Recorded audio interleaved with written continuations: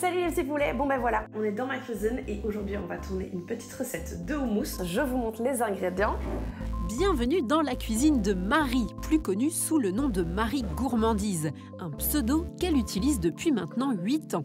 Donc les débuts de Marie Gourmandise, ça a commencé en 2015 environ, sur une petite application qui venait de naître qui s'appelait Instagram, qu'on utilisait uniquement pour mettre des filtres avant de poster sur Facebook. Mais en fait très rapidement j'ai compris que Facebook c'était pas là où il fallait être, c'était vraiment plus sur Instagram parce que c'était Instagram qui décollait. Et effectivement en moins de 2 ou 3 ans en fait ma communauté elle a vraiment explosé.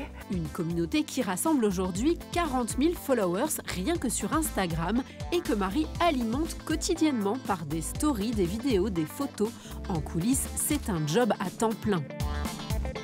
Il y a des jours où je suis très productive, je peux te faire 2-3 recettes. Ça va dépendre un petit peu aussi de la journée type. Parfois, il y a un peu de comptabilité, de l'administratif. Après, il y a de la création, il y a du montage. D'abord indépendante complémentaire, puis indépendante à titre principal, Marie a lancé l'année passée sa société. Ses revenus, elle les tire principalement des partenariats qu'elle noue avec les marques. De manière générale, en fait, j'ai quelques contrats ambassadeurs qui me posent, entre guillemets, au niveau financier. Et après, je fais plein de one-shot en mode freelance, quoi. Ça va de 200 € à 2000 € pour une intervention, en fonction du travail qu'on demande. Mais en moyenne, oui, on est à 80-100 000 € de chiffre d'affaires par annuel. Un de ses partenaires, c'est justement le groupe Dalk, qui fabrique ici à Courcelles des produits électroménagers de la marque Degelin. Avec pas de deal financier, Marie crée des recettes réalisées avec les appareils qu'elle met en valeur. En échange, elle les reçoit gratuitement. On fait appel à un influenceur ou une influenceuse dans ce cas-ci parce qu'on pense que son impact est beaucoup plus direct vers notre cible à nous. L'important pour nous, c'est la visibilité, mais surtout la visibilité en utilisation. Le cuiseur vapeur en utilisation vend du rêve comparé à simplement un produit en vitrine. Ce type de travail est beaucoup plus efficace qu'une publicité qui aurait le long de l'autoroute par exemple.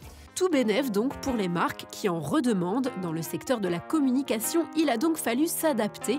Aujourd'hui, les influenceurs ont une place à part entière dans les stratégies de communication.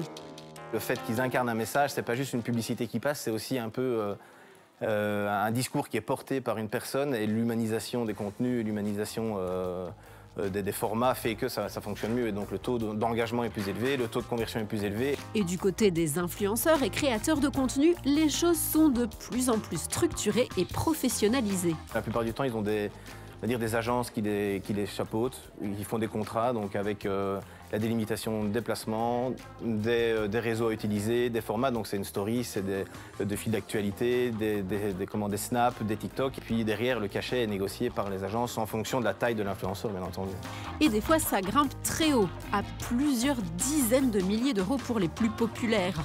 Mais les marques privées ne sont pas les seules à mettre la main au portefeuille.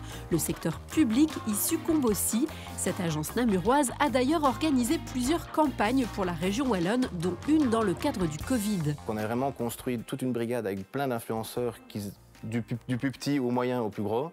Et on avait, je pense, on avait une cinquantaine d'influenceurs et chacun, en fait, utilisait sa communauté pour diffuser le message qui était vraiment un message d'utilité publique. Bref, le marketing d'influence ne cesse d'évoluer et rapidement, mais il a sans nul doute de beaux jours devant lui. En 2022, on estime qu'il pesait plus de 16 milliards de dollars au niveau mondial. Salut!